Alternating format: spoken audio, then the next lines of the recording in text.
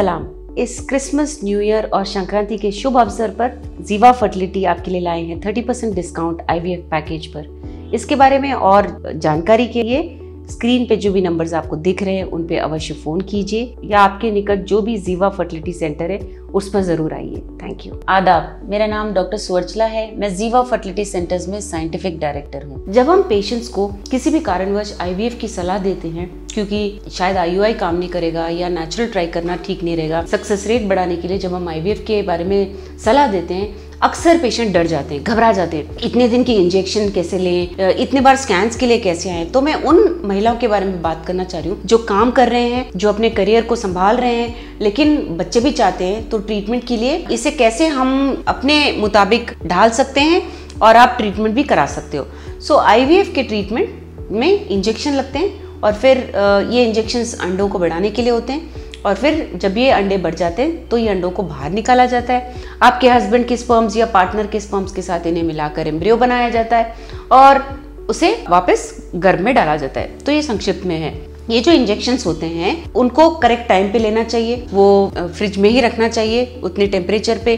तो उसके बारे में मैं थोड़ा आपको जानकारी दूंगी। IVF का ट्रीटमेंट दो प्रकार के होते हैं, एक लॉन्ग प्रोटोकॉल, एक शॉर्ट प्रोटोकॉल। लॉन्ग और शॉर्ट आप समझ ही गए होंगे।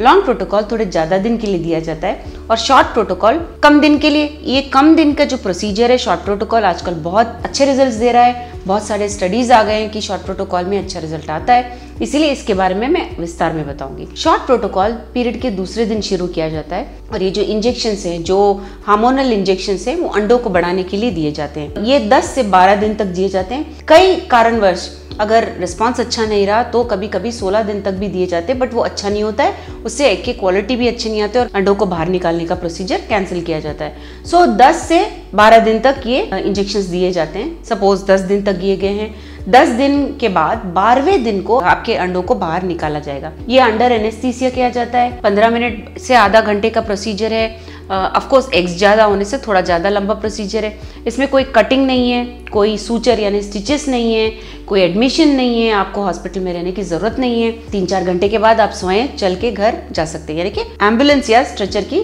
ज़रूरत नहीं है आपको। सो बहुत ईजी प्रोसीजर है। ये इंजेक्शंस आपको पर्टिकुलर टाइम पे लेने हैं।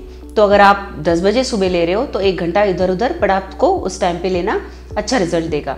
और इन इंजेक्शंस को जैसे मैंने पहले बताया कोल्ड टेम्परेचर में रखना चाहिए, उसका स्पेसिफिक टेम्परेचर होता है। और ये इंजेक्शंस थोड़े सबक्यूटेनियस यानी स्किन के नीचे, थोड़े मसल में दिए जाते हैं, तो ये इसका ध्यान आपको जरूर रखना है। सो जब ये सब फैक्टर्स होते हैं तो ये सजेशन दिया जाता है कि आप हॉस्पिटल ही आके हमारे पास ही आके इंजेक्शंस लें। जब आप ये ले रहे हो और आप काम कर रहे हो, आप ऐसा कर सकते हो कि सुबह सुबह ले सकते हो या शाम में घर जाते टाइम ले सकते हो या बीच में आके परमिशन के साथ ले सकते हो। बट ये 10 दिन के इंजेक्शंस बहुत ज़रूरी है।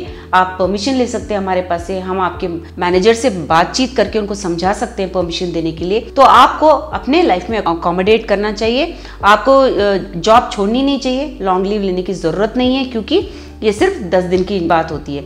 अंडे बाहर निकालने के बाद उन्हें 4 से 5 दिन तक लेबोरेटरी में कल्चर किया जाता है, देखा जाता है कौन सा अच्छा क्वालिटी है। और अंदर डालने की प्रक्रिया 2 प्रकार की होती है। एक होता है फ्रेश एम्ब्रियो ट्रांसफर, यानी कि जब अंडे बाहर निकाले, एम्ब्रियो बन गए हैं, 5 दिन के बाद उन्हें वापस आपके गर्भ में डालने को फ्रेश एम्ब्रियो ट्रांसफर कहते हैं। लेकिन अगर गर्भ ठीक नहीं है, उसमें कुछ मिसमैच हो रहा है, तो एम्ब्रियोस को फ्रीज किया जाता है और अगले महीने आपके गर्भ में डाला जाता है। इसे फ्रोजन एम्ब्रियो ट्रांसफर कहते हैं। तो कुल मिला के अगर अंडों को बाहर निकाला जाए और एम्ब्रियोस को फ्रीज किया जाए तो ये प्रोसीजर सिर्फ 2 हफ्ते का होता है। बहुत छोटा प्रोसीजर है।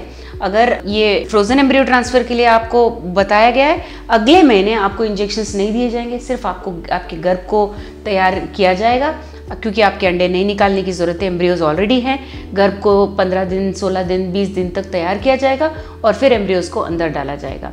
तो ये IVF की प्रक्रिया है। आपको घबराने की में कोई बात नहीं है। आप आराम से प्लान कर सकते हो। अपने फर्टिलिटी स्पेशलिस्ट से, अपने हेल्थ केयर प्रोवाइडर से बात करिए कि आपकी प्रॉब्लम क्या है, जॉब में क्या प्रॉब्लम है, किस प्रकार का आपको परमिशन चाहिए। इसके बारे में अगर आपको और जानकारी चाहिए अवश्य जीवा फर्टिलिटी सेंटर्स आइए। हमने इस वीडियो बनाने के लिए बहुत मुशक्कत की है। मेहरबानी करके हमें लाइक और सब्सक्राइब जरूर कीजिएगा। शुक्रिया।